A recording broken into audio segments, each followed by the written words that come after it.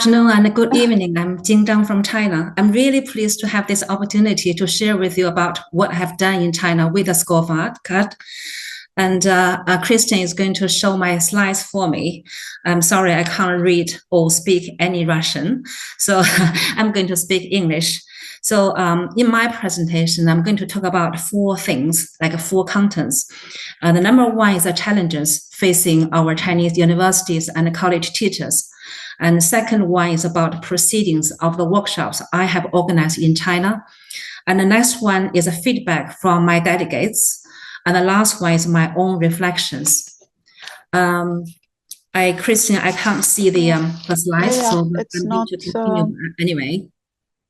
Yeah, now I'm going to talk about the problems or challenges facing our universities here. And all of our university teachers, they are tasked with some kind of transformative teaching, from transferring knowledge, imparting knowledge, to fostering students' competencies. For our teachers, especially those who are subject-specific teachers, just now when some delegates ask questions, they say special subject, actually the subject-specific teachers. So they face two challenges.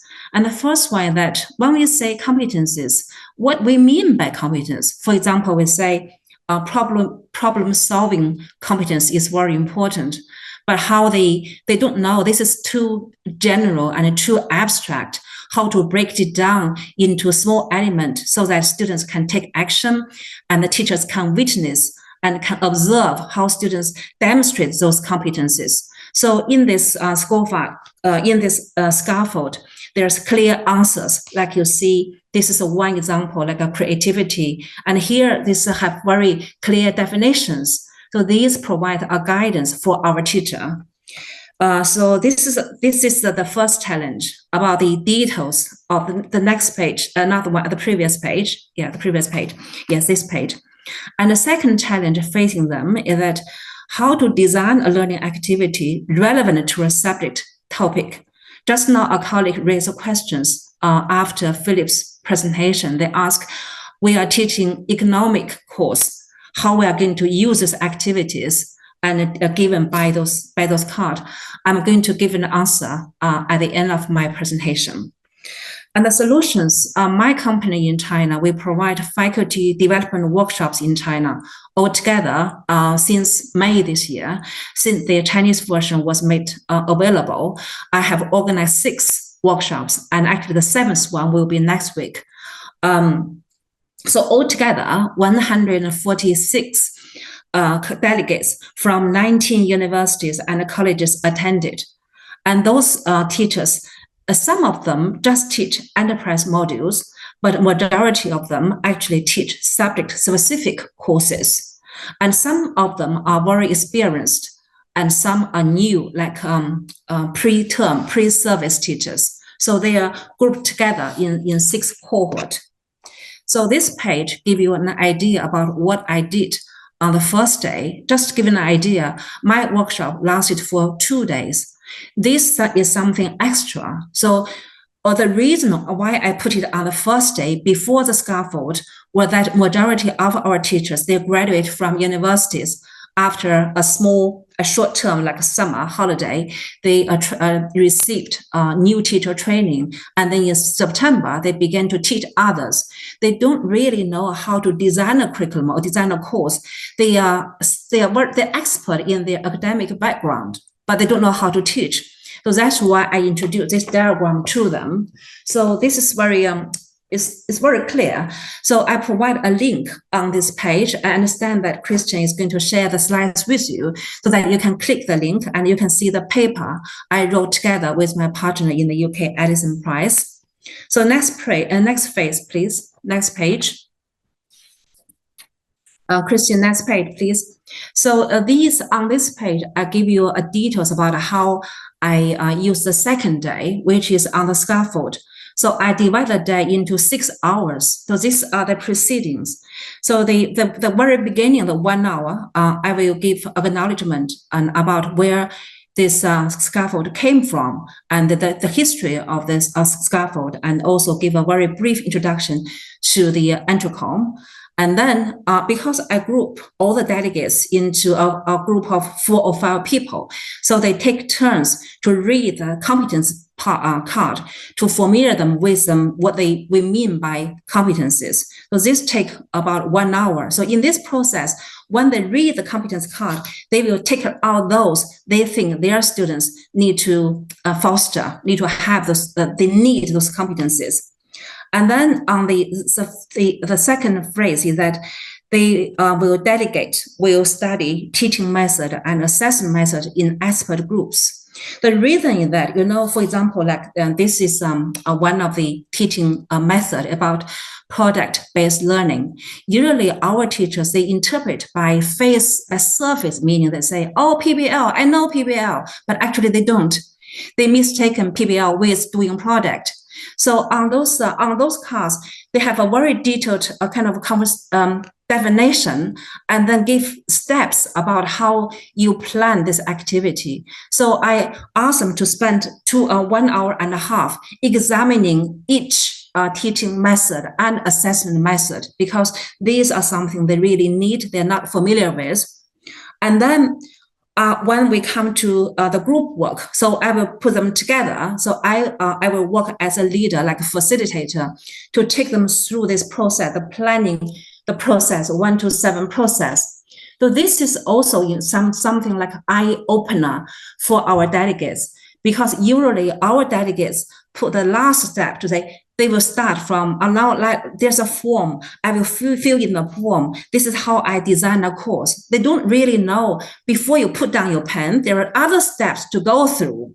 So I will demonstrate how to do this one step, step by step. This will take about 2 hours.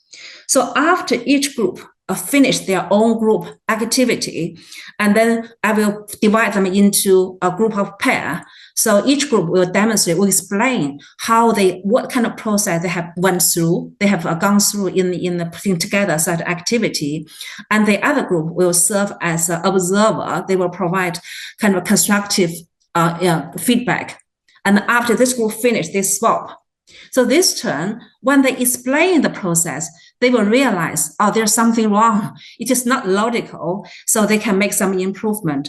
And the last part is that I will organize them together, use the method of brainwriting, ask them to make comment or suggestions about this canvas and also scaffold. So this is about how I spend the last second day of the workshop.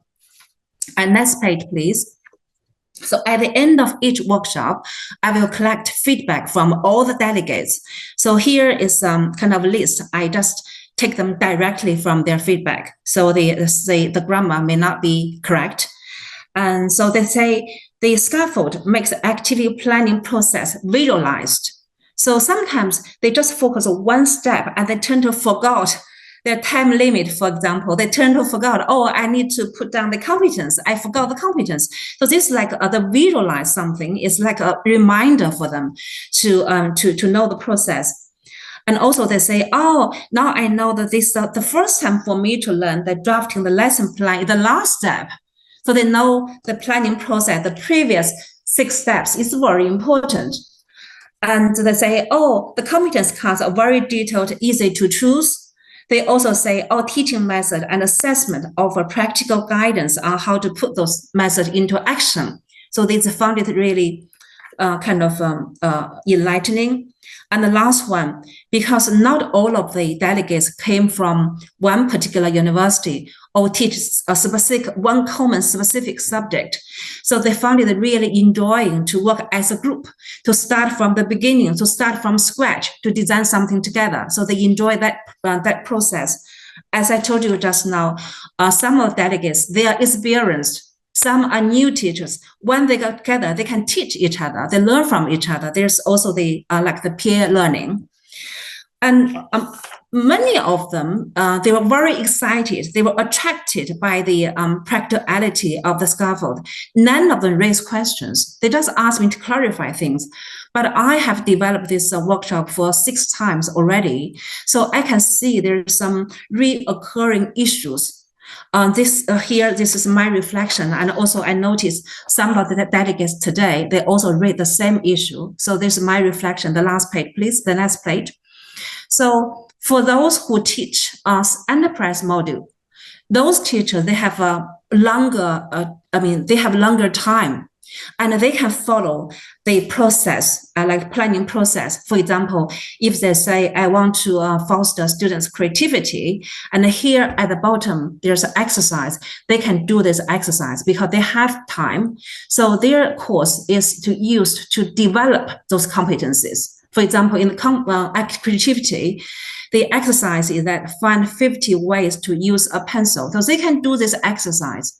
But for subject-specific teachers, they can't do this exercise because their time is very limited. They have to deliver their subject content. And then the activities they design have to be relevant to their subject content. And for them, my approach is that they have to divide the set of the card into different categories. For example, they say, for me, the most important part is the planning process. So I only make use of the planning process. And for some others, they will say, I will only use this kind of teaching method. And then even they can further break it down, like when they come to the competence card, they can further dismantle them into component. So when they design their activities for subject-specific teachers, they can use only component, not the whole card, because the activity here is not relevant and they do not have the luxury of the time to do this exercise. So this is my kind of reflections. So I have learned a lot from today's sharing, and I will absorb and further improve my plan, because next week I'm going to try this with a seventh group, another group. So I hope that we can remain as a learning community to learn from each other. I kind of envy you in the Central Asian country colleagues, because you have kind of Christine, you have Elena, you have so many workshops, you have very structured kind of teacher like training program for you. And I am working on my own. So just teaching, following all the kind of guidance, but occasionally I also consult colleagues online. So I'm very grateful and just want to take this opportunity to thank colleagues in the European Union. Thank you very much. So this is my last slide. Thank you.